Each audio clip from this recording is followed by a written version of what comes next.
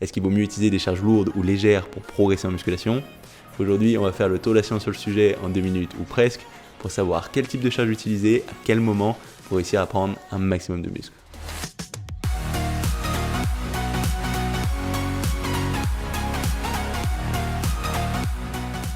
Salut, ici Nico et bienvenue dans un nouvel épisode de ma mini-série 2 minutes science dans laquelle je réponds à une question de la musculation en faisant le tour de la science sur le sujet en 2 minutes ou presque.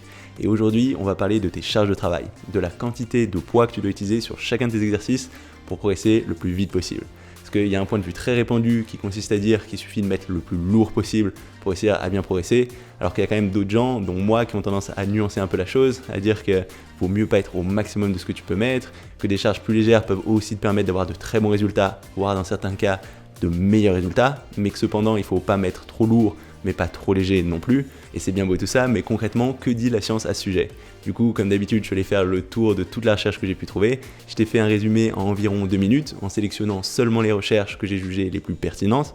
D'ailleurs, tu pourras retrouver toutes les références vers ces recherches dans la description sous cette vidéo. Je t'ai mis tous les liens pour que tu puisses aller consulter ça par toi-même si tu en as envie. Et maintenant, il ne reste plus qu'à lancer le chrono pour savoir s'il vaut mieux utiliser des charges lourdes ou des charges légères pour prendre un maximum de muscles. C'est parti!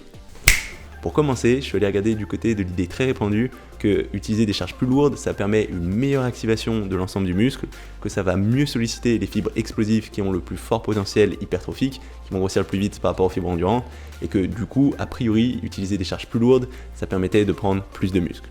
Et en fait, j'ai trouvé pas mal de recherches qui vont dans le sens inverse de ça. D'ailleurs, dans une méta-analyse de 2017, Schoenfeld et ses collègues ont mis en avant qu'à partir du moment où on allait jusqu'à l'échec musculaire, il n'y avait pas de différence en termes d'hypertrophie entre des charges lourdes et des charges plus légères.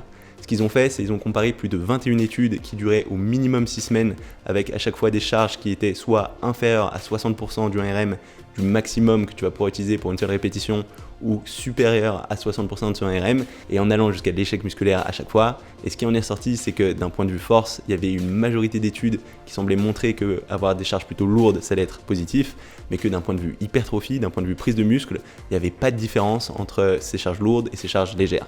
Donc a priori, c'est pas aussi simple que cette explication très répandue. Et ça a été aussi mis en avant dans une étude de 2017 de Hunt et ses collègues qui ont regardé l'impact au niveau moléculaire d'un entraînement utilisant une charge correspondant à 80% du 1RM en allant jusqu'à l'échec musculaire face à un entraînement utilisant 30% du 1RM en allant encore une fois jusqu'à l'échec musculaire. Et ce qui en est ressorti, c'est qu'on avait bien une activation plus forte dans le cas du groupe qui utilisait des charges plus lourdes, mais qu'en termes de stimulation au niveau de l'hypertrophie, on avait des choses similaires dans les deux groupes, et plus intéressant, au niveau des fibres explosives, fibres endurantes, on avait le même type de stimulation dans les deux cas.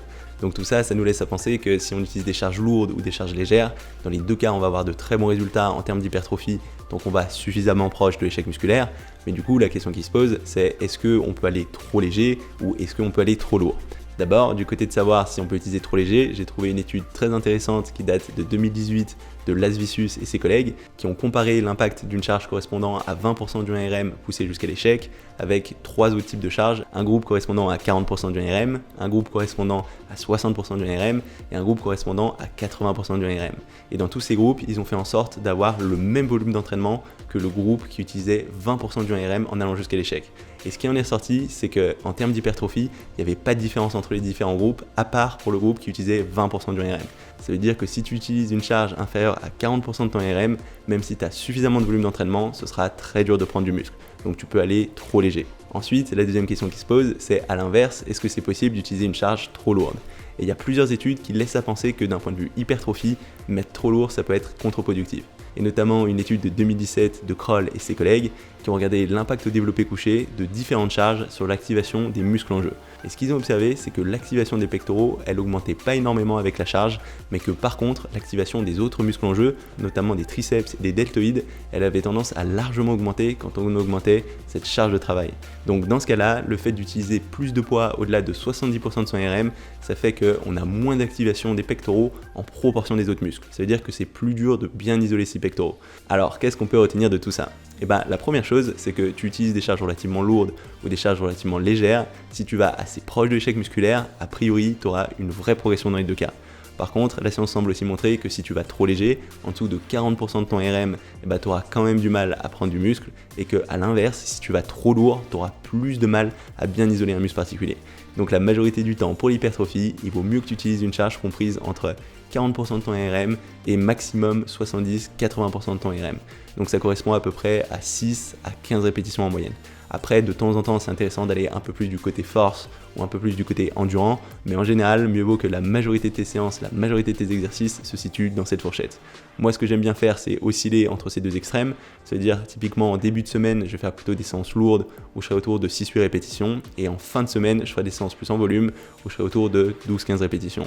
Ça, tu peux le faire aussi à l'échelle d'une séance. Ça veut dire que tu peux commencer par exemple ta séance avec des exercices plutôt lourds, où tu vas faire plutôt 6-8 répétitions quand tu es frais, quand tu peux avoir une charge lourde et quand même bien isoler les bons muscles. Et ensuite, au fur et à mesure que tu fatigues, mettre de moins en moins lourd, faire de plus en plus de répétitions et arriver petit à petit vers la fourchette des 12, 15, voire 20 répétitions. Donc voilà, ça va être tout pour aujourd'hui. Si jamais ça t'a plu, n'hésite pas à mettre un petit pouce bleu ou un petit commentaire, en particulier si tu as des ressources ou des expériences en lien avec ce thème, je pense que ça peut intéresser tout le monde. Si t'es pas encore inscrit à ma chaîne YouTube, n'hésite pas à le faire maintenant pour savoir quand je sors de nouvelles vidéos. Tous les lundis à 18h, je sors un autre épisode de cette mini-série de Minutes Science. Et tous les jeudis à 18h, je sors un épisode de questions-réponses, la mini-série dans laquelle je réponds aux questions que vous m'envoyez par mail. Donc si t'es pas encore abonné, n'hésite pas à le faire maintenant pour pas rater ces vidéos. C'est tout pour aujourd'hui et on se retrouve très rapidement.